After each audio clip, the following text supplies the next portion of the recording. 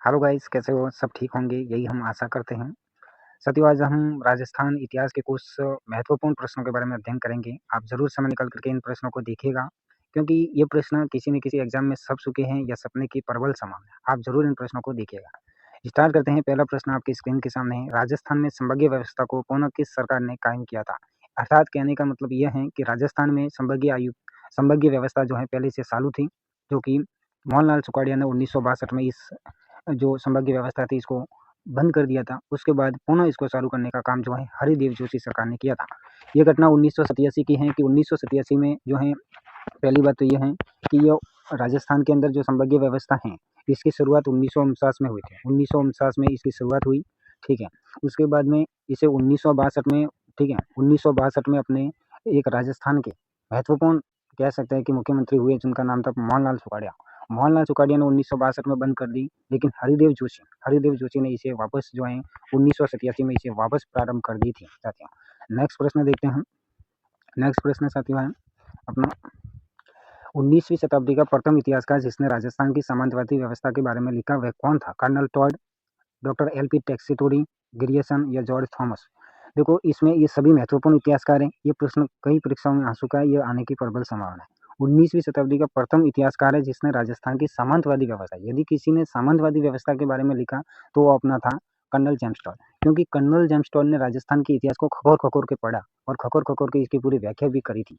जबकि एल.पी. टैक्सीटोरी एक भाषा वैज्ञानिक थे जिन्होंने भाषा पर शोध किया, और गिरियर्सन भी भाषा पर शोध किया, राजस्थानी भाषा को विभिन्न भागों में बाँटा। और जॉर्ज थॉमस जो है राजस्थान को सबसे पहले राजपूताना शब्द देने वाले जॉर्ज थॉमस ही हैं। नेक्स्ट प्रश्न साथियों देखिए, किस शासक को मारवाड़ का महाराणा प्रताप या प्रताप का गज या भूला बिसरा राजा के नाम से जाना जाता है? साथियों, राव मालदेव, राव भिक्का, राव चंद्रसेन या उदय सिंह राठौर? तो इसका राइट आंसर होगा राव चंद्रसेन जो हैं वो राजस्थान यानी मारवाड़ के महाराणा कहलाते थे। मारवाड़ का महाराणा प्रताप कहलाता था और महाराणा प्रताप का अग्रज था। क्यों कहते थे? क्योंकि सबसे पहले मुगलों से यदि संघर्ष किया तो वो हमने मारवाड़ के शासक रावचंद्र सेन ने किया, क्योंकि रावचंद्र सेन के बाद में जो है महाराणा प्रताप ने भी उदयपुर के अंदर, ठीक है, मेवाड़ रियासत की तरफ से जो है मुगलों का विरोध किया था। तो ये इसका आंसर होगा। नेक्स्ट प्रश्न है, उदयपुर जिले के आहड़ गांव में गंगोद्भव नामक तीर्थ के निकट स्थित मेवाड़ महाराणाओं का शमशान स्थल क्या कहलाता है? यानी मेवाड़ महाराणाओं का जो शमशान स्थल है उसको हम महासतिया कहते हैं। ये जरूर आप याद रखिए, प्रश्न महत्वपूर्ण है। इसके अलावा 1857 में राजस्थान में ब्रिटिश सेना की कितनी सैनिक छावनियां थी? राजस्थान में जब 1857 का विद्रोह हुआ तो उस समय राजस्थान में 6 सैनिक छावनियां थी। कितनी साथियों सैनिक छावनियां थी? 6 सैनिक छावनियां थी। उन 6 सैनिक छावनियों में 2 सैनिक छावनियों ने विद्रोह में भाग नहीं लिया था। उनका नाम था एक ब्यावर सैनिक छावनी और एक खेरवाड़ा, जो कि उदयपुर में थी। ये 2 सैनिक छावनियों ने भाग नहीं लिया था। खेरवाड़ा में मेवाड़ भीलकोर के सैनिक जो हैं वो थे। वो मेवाड़ भीलकोर की स्थापना हमने 1841 में ही कर दी थी। जबकि ब्यावर जो अजमेर में है, यहाँ पर एक सैनिक छावनी थी जिसका नाम था ब्यावर सैनिक छावनी, जिसमें मेर रेजिमेंट के सैनिक रहते थे। इन दोनों ने भाग नहीं लिया। जबकि 4 सैनिक छावनियों ने भरपूर रूप से भाग लिया। तो सबसे पहले विद्रोह जो है वो नसीराबाद की सैनिक छावनी में हुई। सबसे पहले जो विद्रोह हुआ, प्रारंभ हुआ, वो नसीराबाद से हुआ था। उसके बाद में, ठीक है, उसके बाद में नीमच में हुआ।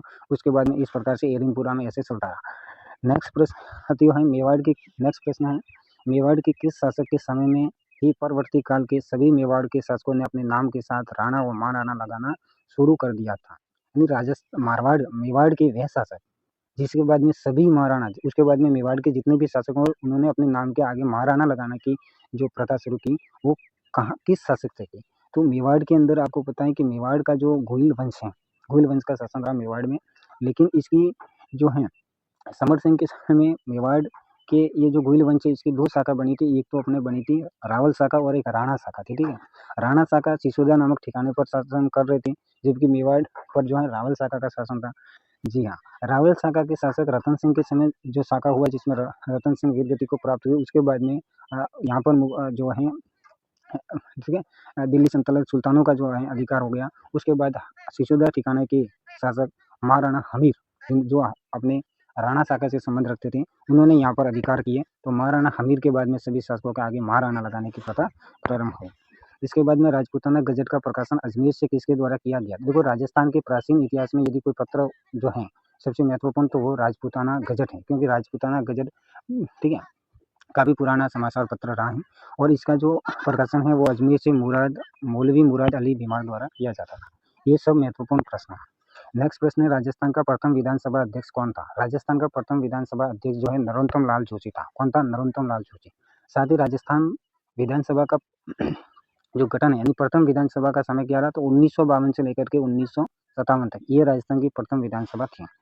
जो और प्रथम विधानसभा में 160 सदस्यों पर का ही चुनाव हुआ था। यानी प्रारंभ में आपको ये भी ध्यान रखना है कि राजस्थान की प्रथम विधानसभा में 160 सीटें ही थी। ठीक है। नेक्स्ट प्रश्न है, अलाउद्दीन खिलजी की पुत्री राजस्थान के किस राज्य के राजकुमार के प्रेम पास में बंध गई थी? यानी अलाउद्दीन खिलजी की पुत्री थी, ठीक है, उनका राजस्थान के किस राजकुमार से प्रेम हो गया था? तो वो जालोर के, किसके? जालोर के राजकुमार थे वीरमदेव। ठीक है, अलाउद्दीन खिलजी की पुत्री थी फिरोजशाह, उनके बीच में प्रेम संबंध जो काफ़ी थे, लेकिन अपने वीरमदेव ने जो है एक मुगल से यानी एक मुस्लिम से शादी करना उचित नहीं समझा और इस प्रेम को ठुकरा दिया था।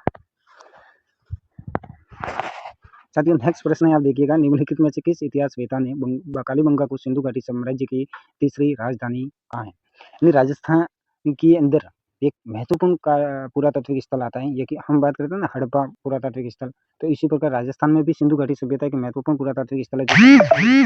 और कालीबंगा जो पुरातात्विक स्थल है, कालीबंगा जो पुरातात्विक स्थल है, इस पुरातात्विक स्थल जो राजस्थान का सबसे महत्वपूर्ण स्थल है कालीबंगा, और इसको सिंधु घाटी सभ्यता की तीसरी राजधानी कहाँ है? तो वो किसने कहा है? वो अपने दशरथ शर्मा। ठीक है, बहुत ही महत्वपूर्ण इतिहासकार है। दशरथ शर्मा का इतिहास में काफ़ी महत्व रहा है, क्योंकि हर इतिहास में इन्होंने कहीं न कहीं अपना जो है एनालिसिस किया है, इसलिए इन्होंने ही कालीबंगा को सिंधु घाटी सभ्यता की तीसरी राजधानी कहा था। ये प्रश्न कई बार आ चुका है। साधु सीताराम दास किस कृषक आंदोलन से संबंधित थी? तो आपको बता देते हैं कि साधु सीताराम दास का जो संबंध है वो बिजोलिया किसान आंदोलन था, और बिजोलिया किसान आंदोलन ही राजस्थान का सबसे बड़ा किसान आंदोलन था। राजस्थान का ही नहीं, पूरे भारत का सबसे बड़ा और सबसे प्रारंभिक किसान आंदोलन था, तो वो बिजोलिया था। बिजोलिया किसान आंदोलन की शुरुआती नेतृत्व जो है वो अपने साधु सीताराम दास ने किया, लेकिन 1916 की दूसरे चरण का जो इसका नेतृत्व है वो अपने विजय सिंह पथिक ने किया, और तो विजय सिंह पथिक ने इसको और जो है विस्तृत कर दिया था इस आंदोलन को। नेक्स्ट प्रश्न है, अजमेर का राजस्थान में विलय हुआ? देखो, राजस्थान का अजमेर में जो विलय है वो लास्ट में हुआ था, लास्ट शरण, 7वां शरण था। 7वां शरण 1 नवंबर 1956। कब? 1 नवंबर 1956 से राजस्थान में अजमेर का विलय कर दिया गया, क्योंकि अजमेर उस समय केंद्र शासित प्रदेश हुआ करता था। देखते रहिएगा साथियों। नेक्स्ट सवाल है, कितने सोपानों में सिरोही का राजस्थान में विलय हुआ? ये भी एक इम्पोर्टेंट प्रश्न बन जाता है, क्योंकि सिरोही का राजस्थान में विलय 2 चरणों में हुआ। प्रारंभिक चरण जब 26 जनवरी 1950 में भी हुआ, उस समय राजस्थान सिरोही का कुछ हिस्सा और कुछ हिस्सा मुंबई प्रांत को दे दिया। उस समय गुजरात और महाराष्ट्र एक था, तो उसको दे दिया, और कुछ राजस्थान में रख लिया। उसके बाद में अंतिम चरण 1 नवंबर 1956 में वापस सिरोही के आबू बाबू तहसील को वापस इसमें मिला दिया गया। तो इस प्रकार से सिरोही का जो विलय है वो राजस्थान में 2 चरणों में हुआ था। नेक्स्ट प्रश्न है, मान सिंह के काल में जगत शिरोमणि मंदिर का आमेर में निर्माण किसने करवाया? देखो साथियों, जगत शिरोमणि मंदिर का महत्वपूर्ण स्थान है राजस्थान के इतिहास में, क्योंकि जगत शिरोमणि मंदिर कई बार परीक्षा में पूछा जाता है कि जगत शिरोमणि मंदिर कहाँ है? तो आमेर में। आमेर में बना हुआ है, आमेर दुर्ग के अंदर जगत शिरोमणि मंदिर बना हुआ है। इसका निर्माण मान सिंह की रानी कनकावती, मान सिंह की रानी थी, ठीक है, कंकावती, इन्होंने ही इस मंदिर का निर्माण करवाया था। और इस मंदिर के बनाने के पीछे इनके पुत्र जगत सिंह, ठीक है, मान सिंह के पुत्र जगत सिंह की याद में यह जो है मंदिर बनाया गया था। इस मारवाड़ शासक ने भाटियों को पोखरण बेचा था, तो पोखरण को जो है भाटियों को देने का काम जो है मारवाड़ के किस शासक ने किए थे? वही भुला बिसरा राजा रावचंद्र सेन, इन्होंने ही मारवाड़ के पोखरण को जो है भाटियों को दे दिया था। शेखावाटी की स्वर्ण नगरी क्या कहलाती है? तो शेखावाटी की जो स्वर्ण नगरी है साथियों, वो नवलगढ़ को कहते हैं। नवलगढ़ आपको पता है कि हवेलियों का शहर है, सोने चांदी से जड़ी हुई हवेलियाँ, मेहराब हैं, तो यहाँ काफ़ी भित्ति चित्र और यहाँ की हवेलियाँ फेमस हैं नवलगढ़ की, तो इसको शेखावाटी की स्वर्ण नगरी भी कहते हैं।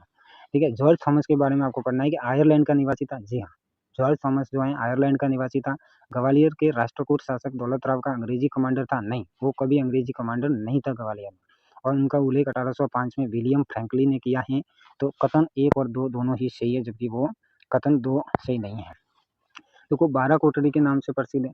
12 कोटड़ी के नाम से कौन प्रसिद्ध है? तो 12 कोटड़ी के नाम से प्रसिद्ध है आमेर। आमेर जो है प्रारंभ में 12 कोटड़ी के नाम से प्रसिद्ध था, क्योंकि आमेर के 12 भाग करके इस पर शासन किया जाता था इसलिए।